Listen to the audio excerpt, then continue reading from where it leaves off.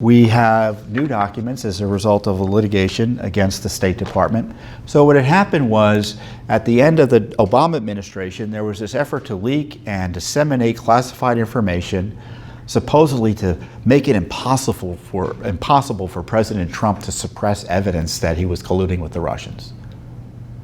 I mean, it's kind of a cheeky summary, but it's pretty darn accurate. And we've already seen that actually happened with Senator Cardin, a leading Democrat in the Senate.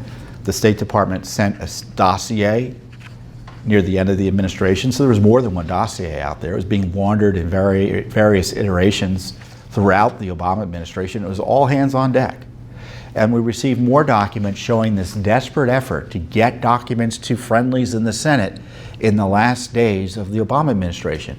In fact, just the day before, up till the day before the Trump inauguration. We made the deadline, is the phrase the official uses, in praising her colleagues' work to get the documents about Russia to their friends in the Senate. We made the deadline. And what was the deadline? Trump's inauguration the next day. Absolutely incredible.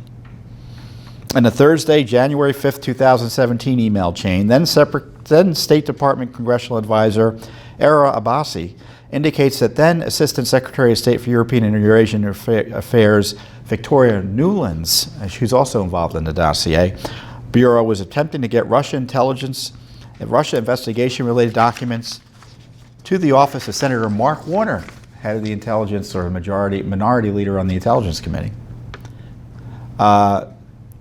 His office as quickly as possible.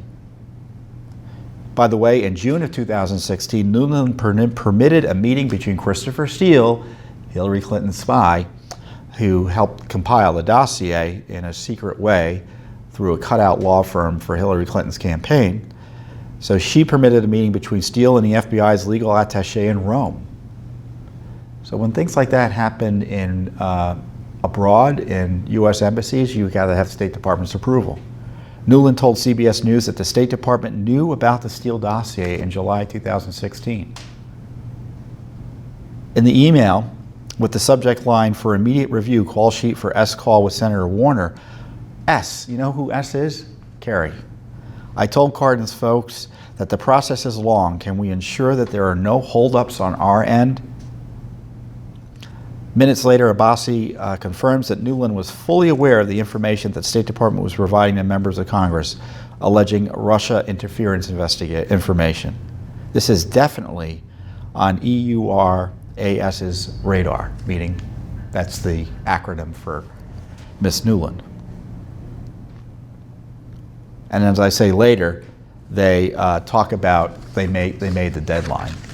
Now, documents we had received earlier this year show that the Obama State Department did in fact provide classified information to Senator Cardin. The documents show that Russia political interference in elections and politics in countries across Europe. So, you know, the deep state would have you believe the Russians were only interfering in our elections to help Trump, and that was the end of it, when in fact they were trying to mess and push both candidates depending on what the issue was, and they were doing it in other countries as well. It doesn't mean you don't respond to it, but let's not pretend this is all about Donald Trump, which is what the dishonest deep state Mueller operation left-wing media is telling you. So what we now have is incontrovertible evidence that the State Department was urgently trying to push out records, classified information about Russia, not in the public interest, but in a political interest. Because, look, if this was in the ordinary course, they wouldn't care about deadlines.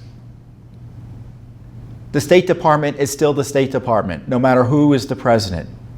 And if there's a public interest in communicating with Congress, then it will continue after the president changes hands. The presidency changes hands, doesn't it? But to show the fact that they were desperate to try to get this information to their buddies in the Senate prior to the Trump inauguration shows they knew they were up to no good. Where's the special counsel for this?